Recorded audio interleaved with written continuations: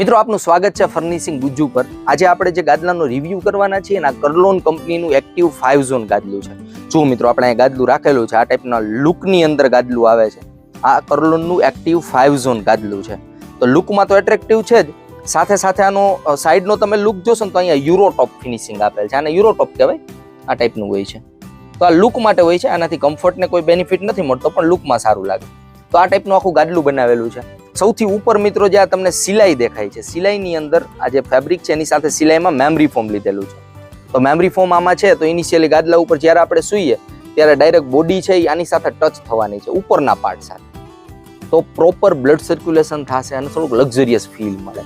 આ ટાઈપનું હોય છે મેમરી ફોમ। તો આ ટોપ લેયરમાં ક્વિલ્ટિંગની અંદર એટલે કે ઉપરના કવરમાં મેમરી ફોમ આપેલ છે। મિત્રો આ ગાદલાની અંદર કર્લોન કંપની છે ને અલગ અલગ ટેકનોલોજી યુઝ કરે છે। તો આપણે ફીલ જોતા પહેલા હું તમને ટેકનોલોજી વાઇઝ કહું ને તો સૌથી પહેલા આમાં જે ટેકનોલોજી છે આ છે VCT ટેકનોલોજી, એટલે કે વર્ટિકલ કમ્પ્રેશન ટેકનોલોજી, અને બીજી છે ACD ટેકનોલોજી એટલે કે એડવાન્સ સેન્ટર ડેન્સિફિકેશન। હવે આ બંને ટેકનોલોજીનો ફાયદો શું થાય? એડવાન્સ સેન્ટર ડેન્સિફિકેશન છે ને આની અંદર કોયર આપેલી છે, એટલે કે કાથી જે નારિયેળના ઓલા છોતલા આવે ને એમાં જે બને નહીં, એની જે સેન્ટરની જે ડેન્સિટી હોય એની હાઈ ડેન્સિટી બનાવી નાખે, જેને કારણે ગાદલામાં વચ્ચેની બાજુ આપણે પુશ કરશી ને તો ઉપરનો ફીલ તો સેમ જ છે ગાદલામાં, પણ સર્ટેન ડિગ્રી સુધી થોડુંક ખૂંચ્યા બાદ ગાદલાની અંદર થોડાક આપણે ખૂંચી ત્યારબાદ વધારે તમને થોડોક સપોર્ટિવ કડક ફીલ મળશે। અને પગની બાજુ અને માથાની બાજુ આ ગાદલાની અંદર મીડિયમ સોફ્ટ ફીલ તમને લાગશે, એટલે એડવાન્સ સેન્ટર ડેન્સિફિકેશન આમાં યુઝ કરેલું છે। અને બીજી જે મિત્રો ટેકનોલોજી હતી એ હતી VCT વર્ટિકલ કમ્પ્રેશન ટેકનોલોજી, જેને કારણે આમાં તમને બાઉન્સ બેક પ્રોપર મળે અને કમ્ફર્ટેબલ લાગે। તો આ ટાઈપનું મિત્રો આનો ફીલ છે ગાદલાનો। હવે ગાદલામાં સૌથી નીચેનું જે ફેબ્રિક છે ને એન્ટી સ્કીડ આપેલ છે। ગાદલાને આપણે આ રીતના કરીને જોઈએ તો જો આ ટાઈપનું એન્ટી સ્કીડ સરફેસ આને કહેવાય, જેને કારણે ગાદલું એક જગ્યાએ રાખી દીધું હોય ને તો થોડું ઘણું ચોટીને રહે, મૂવમેન્ટ ના કરે। હવે મિત્રો આની અંદર જે સ્ટ્રક્ચર આપેલું છે ફોમનું એ આપણે જોઈએ।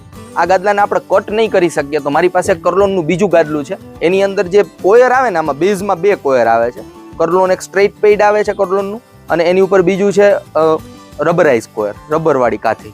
તો આ 2 કાથી હું તમને બીજા ગાદલામાં બતાવી દઉં, બાકીના ઉપરના ફોર્મ આપણે બ્રોશરમાં જોઈએ। મિત્રો આ બીજું ગાદલું છે, એની અંદર તમને લેયર બતાવું। સૌથી પહેલા જો નીચે આ ટાઈપની કાથી આવે, આને સ્ટ્રેઇટ કોયર પેડ કહેવામાં આવે છે। આ ટેકનોલોજી છે કર્લોનની। નજીકથી તમે જોશો ને તો જો આની અંદર તમને આવા રેસા દેખાશે ફાઈબર ટાઈપના। હવે આનો ફાયદો શું થાય? સામાન્ય રીતના જે કાથી હોય ને એનો વજન બહુ વધારે હોય, અને કાથી ગાદલામાં યુઝ સપોર્ટ માટે થાય, એટલે કે ગાદલામાં હાર્ડનેસ આપવી હોય ને કડક ફીલ આપવું હોય ને એના માટે યુઝ થાય। તો કર્લોને એક ટેકનોલોજી ઇન્વેન્ટ કરી, જેની અંદર કેવું થયું કે જે કાથી છે એનો વજન ઘટી ગયો, અને જે ફોર્મનેસ આપવું એટલે કે હાર્ડનેસ જે આપવાની જરૂરિયાત હતી એ હાર્ડનેસ પણ એની અંદર જળવાયેલી રહી। તો આ ટાઈપની સ્ટ્રેઇટ કોયર પેડ છે કે જેનો વજન જોઈને તો નોર્મલ કાથી જે આવે ને રબરાઇઝ એની કમ્પેરિઝનમાં 40% ઓછા વજનવાળી હોય, એટલે ગાદલાનો વજન થોડોક ઓછો થઈ જાય। તો આ ટાઈપની સ્ટ્રેઇટ કોયર પેડ ગાદલાના બેઝમાં નીચે આપેલી છે। એની ઉપર મિત્રો આ ટાઈપનું રબરાઇઝ કાથી આપેલી છે, રબરાઇઝ કોયર આને કે જો આ ટાઈપની હોય છે। આ હોય છે નારિયેળના છિલકા જે છોતલા આવે ને નારિયેળના એમાંથી બનેલું, તો આમાં રબર એડ કરેલું હોય છે। તો આની કમ્પેરિઝનમાં આ થોડીક વજનવાળી હોય, તો બેઝની અંદર આ છે, એની ઉપર ડાયરેક્ટલી આ આપેલું છે રબરાઇઝ કોયર। હવે આનો ફાયદો શું થાય? જો આની અંદર છે ને તમને જગ્યા જાજી મળશે, તો એર સર્ક્યુલેશન વધારે થતું હોય છે, તો કુલિંગનેસ વાળો ફીલ મળે, થોડુંક ઠંડી રહે, અને હાર્ડનેસ તો છે જ કાથીની અંદર। તો આ 2 સ્ટ્રક્ચર સપોર્ટ લેયર તરીકે આ ગાદલાની અંદર આપેલા છે। મિત્રો કાથીની ઉપર છે ને 5 ઝોન ઓર્થોપેડિક લેયર આપેલ છે, હું તમને બ્રોશરમાં બતાવી દઉં કારણ કે એનું મોટું સેમ્પલ આપણી પાસે નથી। આ ટાઈપનું હોય છે, જુઓ 5 ઝોન ઓર્થોપેડિક સપોર્ટ લેયર આને કહી શકાય। આ ટાઈપનું આની અંદર પ્રોફાઇલ બનેલા હોય, જો આ ટાઈપના ખાંચા છે। હવે આનો ફાયદો શું થાય? આ 5 ઝોનની અંદર ઓલમોસ્ટ જોઈને તો અલગ અલગ ફીલ આની અંદર આપેલો હોય છે। આપણા માણસનું શરીર છે એની અંદર અલગ અલગ શરીરના પાર્ટની અંદર અલગ અલગ વજન હોય છે, તો જેવો વજન હોય એ પ્રમાણે આ જે 5 ઝોન લેયર છે એ સપોર્ટ આપે, તો કમ્ફર્ટેબલ લાગે નોર્મલ જે પ્લેટફોર્મ આવે ને એની કમ્પેરિઝનમાં। અને એર સર્ક્યુલેશન પણ વધારે થાય, કારણ કે એની અંદર આખા ગેપ બનેલા હોય છે, તો એર સર્ક્યુલેશન વધારે થાય। તો એ ટાઈપનું 5 ઝોન સપોર્ટ લેયર છે। એની ઉપર મિત્રો ગોલ્ડ લાઇન ફોમ આપેલ છે કમ્ફર્ટ લેયર માટે। આ જે ઉપરનું તમને યુરોટોપ દેખાય છે એની અંદર ગોલ્ડ લાઇન ફોમ આપેલું છે, એટલે કે HR ફોમ ટાઈપનું છે, સોફ્ટ છે અને થોડુંક જમ્પ પણ છે એની અંદર। અને ક્વિલ્ટિંગની અંદર જેમ આપણે જોયું સૌથી પહેલા મેમરી ફોમ ક્વિલ્ટિંગ આપેલ છે। હવે મિત્રો આ ગાદલામાં આપણે સૂઈને ચેક કરીએ કે ગાદલાનો ફીલ કેવો છે અને કયા કયા લોકોને આપણે ગાદલું રેકમેન્ડ કરી શકશે। મિત્રો ગાદલાનો ફીલ જોઈને તો તમે બેસો એટલે સેન્ટર પાર્ટમાં તમે બેસો એટલે થોડુંક તમને કડક લાગશે, થોડુંક સિંક થાય છે, મીડિયમ સોફ્ટ ટાઈપનો ફીલ લાગશે. પણ આમાં સુવો ને ગાદલામાં ત્યારે જ તમને આનો રિયલ આઈડિયા આવશે. એમને બેસીને આઈડિયા નહીં આવે. તો ગાદલું આમ જોઈને તો સપોર્ટિવ છે અને મીડિયમ સોફ્ટ ફીલ આનો કહી શકાય કે બહુ કડકઈ નથી, બહુ સોફ્ટઈ નથી, મીડિયમ સોફ્ટ ટાઈપનું મેટ્રેસ છે. તમારો વજન વધારે હશે ને તો બોડી આમાં થોડીક વધારે સિંક ખૂંચે વધારે. મારો વજન 65 કિલોની આસપાસ છે તો એટલી બધી બોડી આમાં ખૂંચશે નહીં.